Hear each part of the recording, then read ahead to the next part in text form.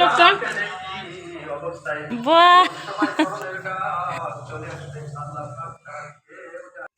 আসসালামু আলাইকুম।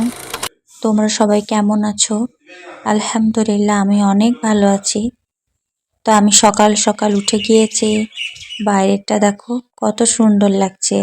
ঘড়িতে প্রায় 7:30 বেজে গিয়েছে। বাইরে গিয়ে দেখছি চাঁদনি ছাগলকে খাওয়ানোর জন্য লালাগুলো ঠিক করছিল, আর মা এদিকে গম নিয়ে বসে আছে ছাগলকে খাওয়াবে। আর প্রতিটা ছাগলকে এক এক করে খায়। এদিকে দেখো বুড়ি দাঁড়িয়ে আছে। এই সাদা ছাগলটার নাম হলো বুড়ি। এ অনেক দিনের মানে অনেক বয়স হয়ে গিয়েছে, তাই এর নাম বুড়ি রেখেছে। এদিকে এই ছাগলটাকে গম খাওয়াচ্ছে যাতে বুড়ি না এসে ও গমটা খেয়ে নেয়। তো আরো ছাগল আছে একে একে খাবে। তো চলো, আমি এদিকে বিছানা ঠিক করে ফেললাম, রুমটা পুরো গুছিয়ে নিলাম। এবার আমি ব্রাশ করব। পেস্ট নিয়ে যাই, বেসিনে ধুতে যেয়ে যায় সব পেস্ট ধুয়ে যায়। তবু আমি ব্রাশ করি। ব্রাশ করার পর উপরে যাই চুল আঁচড়ানোর জন্যে। তো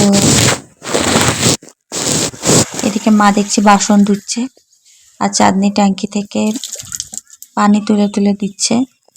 তো আমাদের উপরে কোনো ট্যাপ সিস্টেম করা নেই, করবে।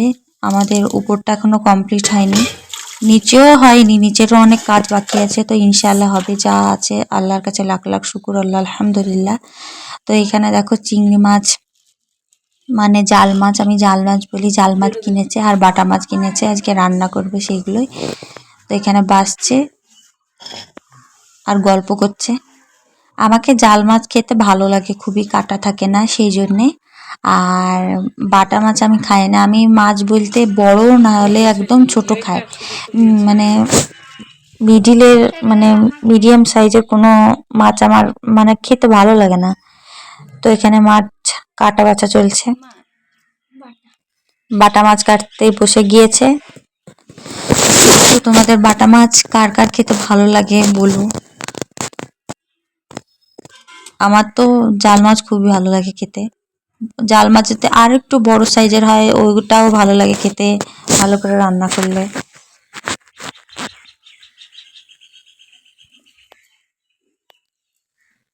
আর এখন অনেক গরম পড়ছে, প্রচণ্ড গরম পড়ছে। তো আমাদের এদিকে প্রতিদিনই বৃষ্টি হচ্ছে, ঠান্ডা ঠান্ডা আবহাওয়া, ঘুমও ভালো হচ্ছে। আর গরমটা কালে তো ঘুম হওয়া খুব মুশকিল, গরমে গেমে একাকার।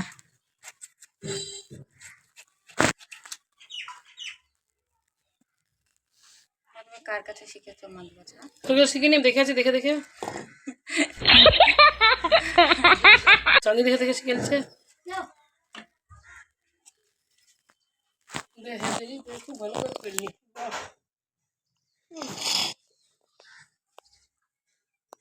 খুবই ভালো কাজ করলি।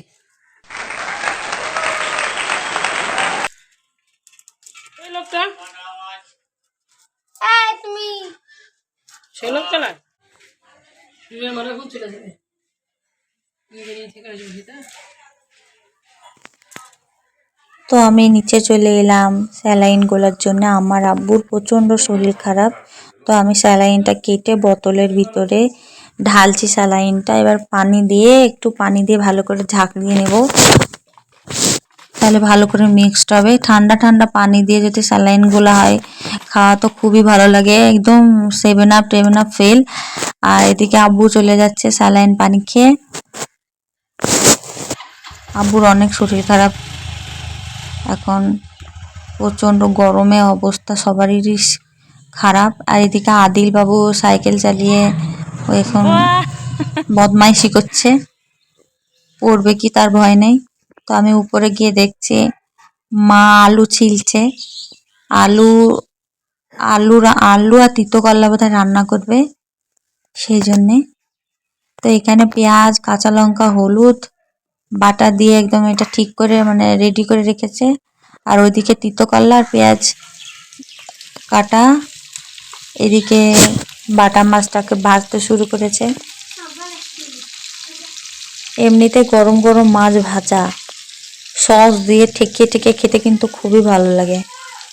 বাটা মাছটা হয় না, যেহেতু বড় বড় যে পিসের মাছগুলো হয় সেইগুলো খেতে খুব ভালো লাগবে। এদিকে রেডি আমাদের বাটা মাছ ভাজা। দেখো ভাজার পর কালারটা কত সুন্দর লাগছে। এদিকে জাল মাছ ভাজা হয়ে গিয়েছে আর আমি লিচু খেতে বসে গিয়েছি। লিচুটা টক মিষ্টি ছিল, খুব ভালো লাগছিল, টেস্টি ছিল মিষ্টি। আর এদিকে গাছের আম, টক মিষ্টি আম খুব টেস্টি ছিল, খুব ভালো লেগেছে খেতে। তারপরে এবার আমি লাঞ্চ নিয়ে বসবো। রুটি আর তিতো করলা রান্না আমি খাচ্ছি। ভিডিওটা যদি ভালো লাগে লাইক কমেন্ট শেয়ার করো আর আমাদের পাশে থেকো। আল্লাহ হাফেজ।